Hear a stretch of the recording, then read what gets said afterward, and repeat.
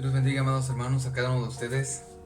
Reciban un saludo con la bendición del Señor en cada uno de sus hogares. Yo creo que Dios a cada uno de nosotros nos ha hablado de una y de otra forma, en la forma que nosotros podamos entender. Y también creo firmemente que el Señor envió un mensaje a su iglesia a nivel global a través de estas cosas que están pasando, a través de esta pandemia que está sucediendo, que está regulando al día de hoy supuestamente. Y precisamente queremos el día de hoy hablar acerca de este tema. El tema de hoy lo hemos titulado Nueva Normalidad, Nuevos Retos. Y está basado precisamente en el Evangelio según San Mateo, en su capítulo número 11, en su verso número 12, que dice de la siguiente forma: desde los días de Juan el Bautista hasta ahora, el reino de los cielos sufre violencia y los violentos lo arrebatan. Quisiera leer una versión que es la versión traducción en lenguaje actual, que dice de la siguiente forma: desde que Juan el Bautista comenzó a predicar hasta ahora, el reino de Dios avanza a pesar de sus enemigos. Solo la gente valiente y decidida logra formar parte de él. Esta es una versión que me gusta mucho, porque precisamente con esta versión entendemos un poquito más lo que nos quiere decir la santa palabra del Señor. Y precisamente, dicho de otra forma, yo creo que este texto diría: el reino de los cielos avanza sin parar y solo los imparables logran entrar. Hablamos precisamente de esta nueva normalidad, de esta situación que realmente ha traído muchísimos cambios a nivel económico,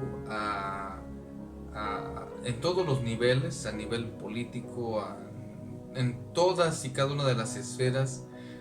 Esta pandemia ha traído muchísimos cambios, y dentro de esos cambios, por supuesto que nosotros entramos como cuerpo de Cristo, como iglesia del Señor. También nosotros entramos dentro de esta nueva normalidad, como se le llama ahora. Nueva normalidad porque estos cambios traen cosas nuevas, hábitos nuevos, leyes nuevas.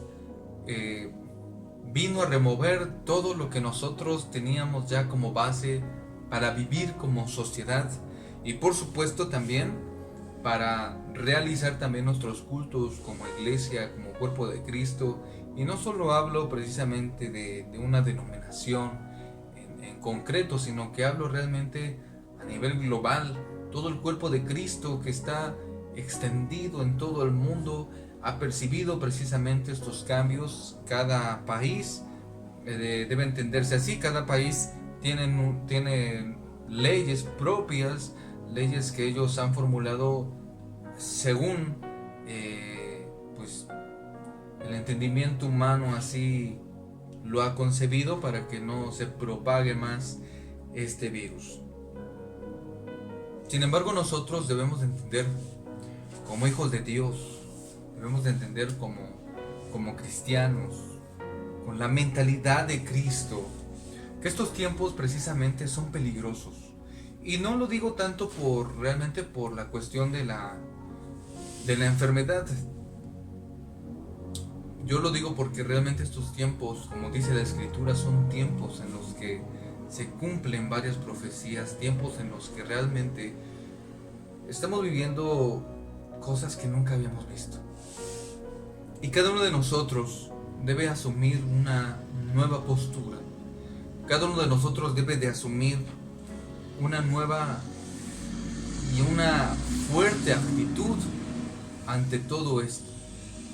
Una nueva y una fuerte actitud ante todo esto, porque hemos visto desgraciadamente que dentro del pueblo del Señor ha habido pues ya muchas bajas. Desgraciadamente con esto con este descanso, con este cierre de iglesias que se dio, hubo muchos cristianos que no cuidaron, que no vigilaron precisamente su vida espiritual, y al día de hoy pues se encuentran muertos espiritualmente. El Señor quiere que cada uno de nosotros dé más allá de lo que precisamente nosotros estábamos pensados a dar. Esta nueva normalidad a cada uno de nosotros, como lo sugiere también este tema, trae nuevos retos. Dice la definición de reto que un reto es un desafío o es una actividad que una persona debe realizar sobreponiéndose a diferentes tipos de dificultades y complejidades. Una actividad que una persona debe realizar sobreponiéndose. ¿Qué significa esto? Cualquier actividad que una persona debe de realizar sobreponiéndose. Esto es un reto, significa que es algo que no va a ser fácil. Un reto significa algo que realmente uno va a forcejear con ello. Y se vienen estos tiempos en los que nosotros debemos de forcejear con algunas situaciones, diferentes tipos de dificultades y complejidades. ¿Y por qué lo digo al día de hoy? Porque precisamente con esta pandemia se destapan nuevas cosas, se descubren cada día más cosas acerca de este virus, pero realmente, y lo digo precisamente confiando en el Señor, sabemos que este virus es mortal, sabemos que este virus es muy peligroso, pero más allá de eso, lo peligroso de estos tiempos está en que la iglesia del Señor, muchísima iglesia del Señor, está descansando. Muchísima iglesia del Señor se ha cruzado de brazos. Muchísima iglesia de Dios está sentada aún. Muchísima iglesia de Dios se ha decidido, se ha definido, ha optado por quitarse de la escena y que solamente las noticias malas sobresalgan ante todas las redes sociales. Eso es lo triste y eso es lo peligroso. Que la iglesia del Señor se ha quitado del enfoque total global. Que la iglesia del Señor no ha brillado como debería de brillar. Eso es lo preocupante y ese es el punto de este tema. Que la iglesia de Cristo no ha sacado a relucir lo que por tantos años hemos aprendido, y me incluyo también, porque yo también soy parte del cuerpo de Cristo, porque usted, hermano, también es parte del cuerpo de Cristo. Y este tema es una amonestación, este tema es una invitación a cada uno de nosotros de retomar varias cosas. Son tiempos de reto.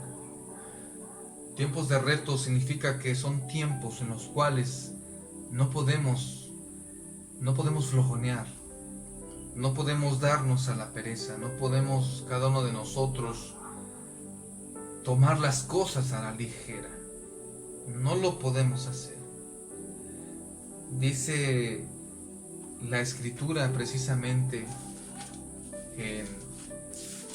en esta carta, en la Epístola Universal, el apóstol Santiago, en su capítulo número 1, verso 8, el hombre de doble ánimo es inconstante en todos sus caminos.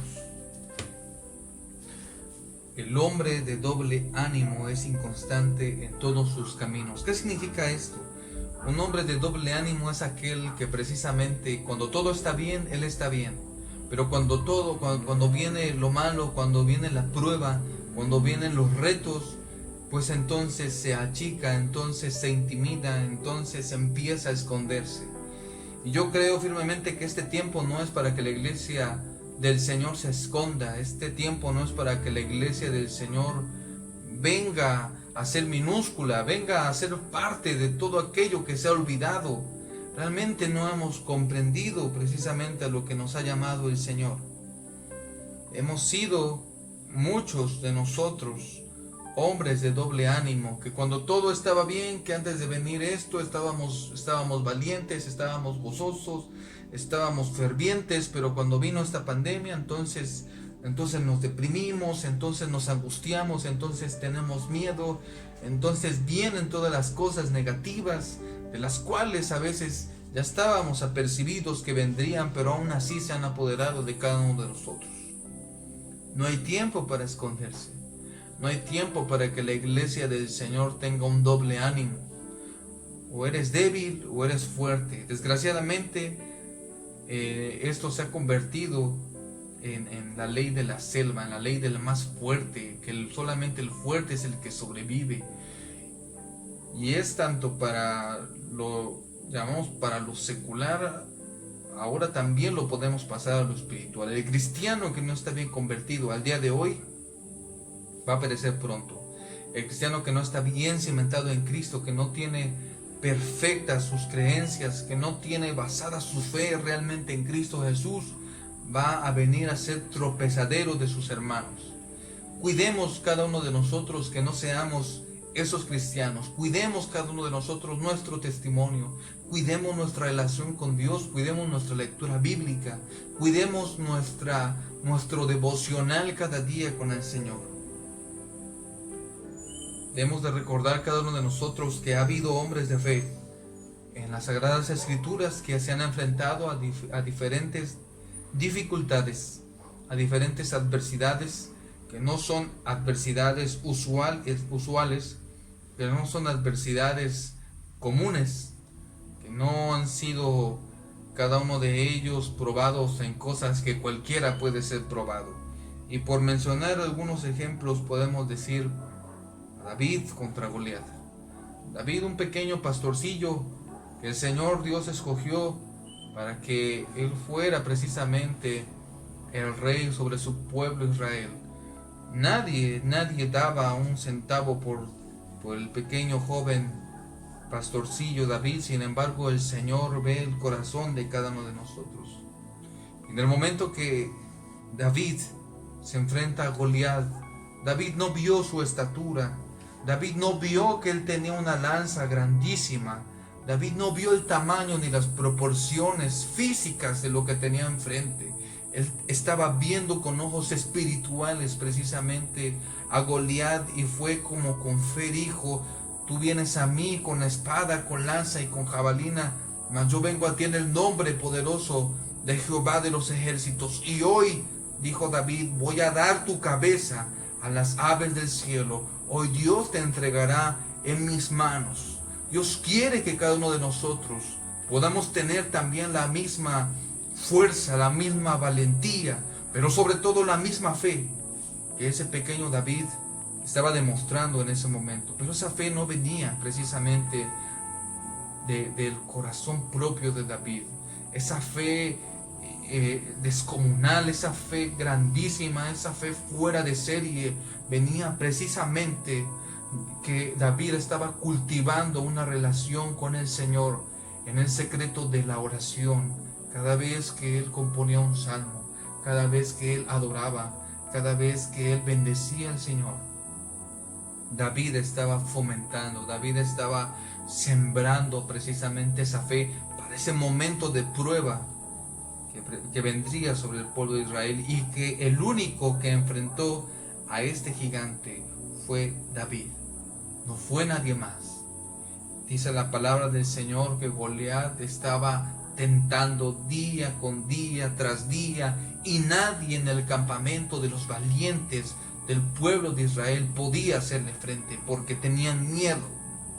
Pero solamente David, aquel pastorcillo humilde, conforme al corazón del Señor, pudo hacerle frente y derrotarlo y cortarle la cabeza a ese gigantón bravucón, idólatra. Y así fue como venció precisamente David a Goliat.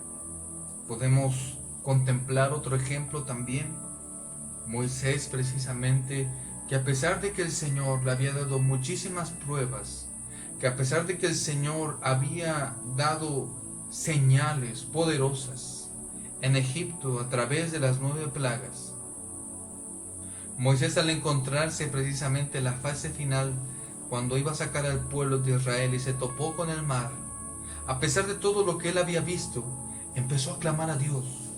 Empezó a clamar a Dios en un momento tal vez de desesperación, de no saber qué hacer, cuando se topó con el mar rojo, y él empezó precisamente a clamar. Y en ese momento el Señor le responde y dice: ¿por qué clamas a mí, Moisés? ¿Por qué clamas a mí? Di a los hijos de Israel que marchen. Fue una orden directa precisamente del Todopoderoso para Moisés. Moisés, que era también un hombre de fe, un hombre consagrado al Señor. El único hombre que ha visto cara a cara a Dios y que no ha muerto. El único que el Señor le permitió verle cara a cara. El único hombre precisamente que en la Biblia se refiere a eso. Y hoy cada uno de nosotros tal vez estemos precisamente frente a algo imposible.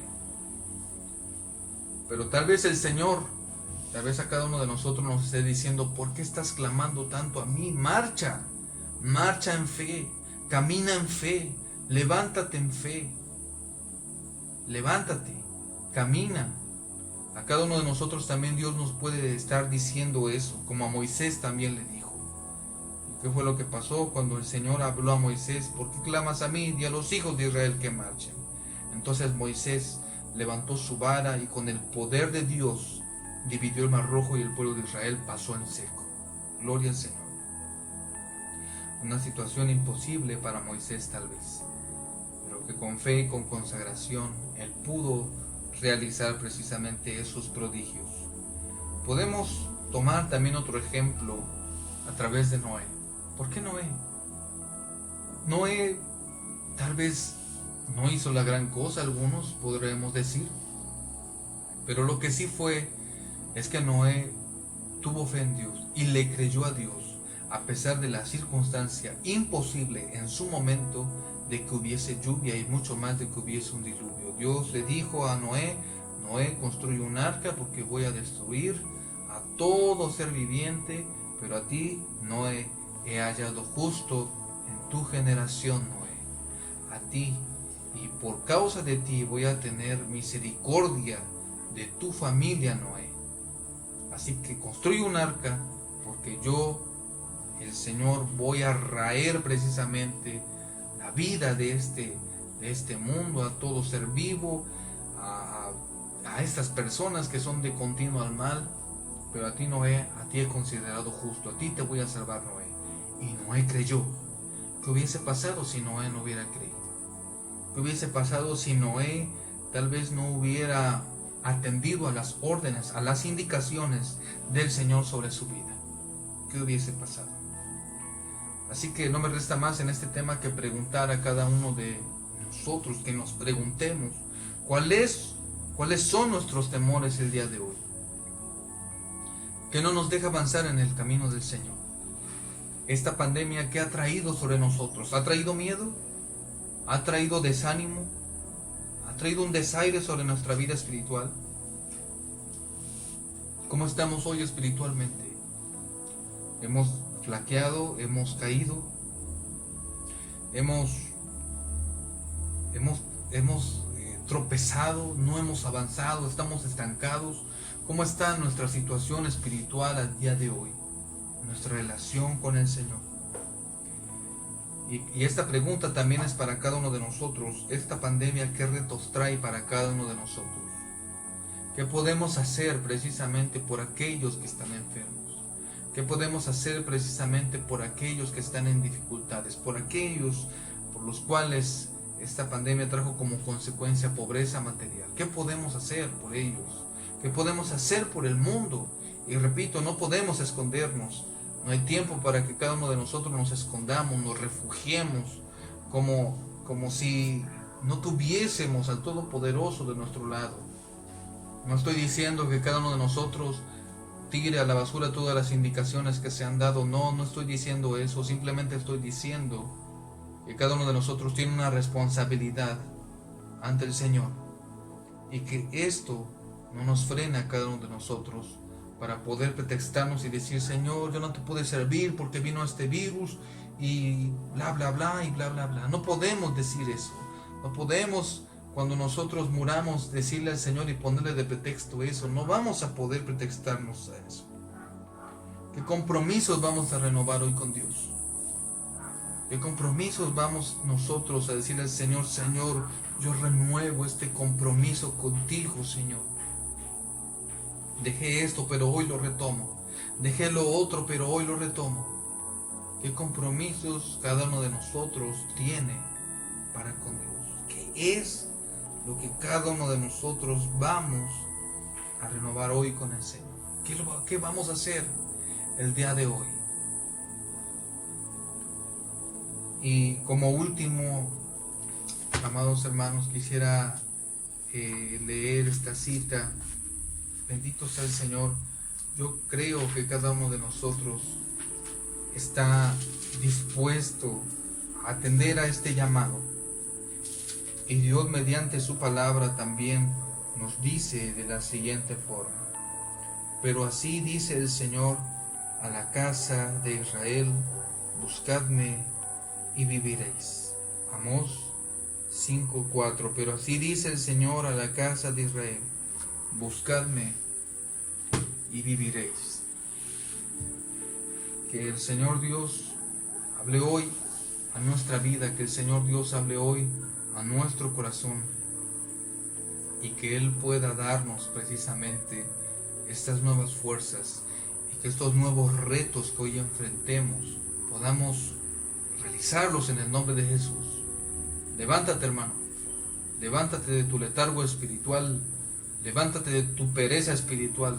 Que el Señor a cada uno de nosotros nos dé una nueva unción, que su presencia esté en cada uno de nuestras vidas, y que su amor también esté encendido en cada uno de nuestros corazones. Que el Señor les bendiga.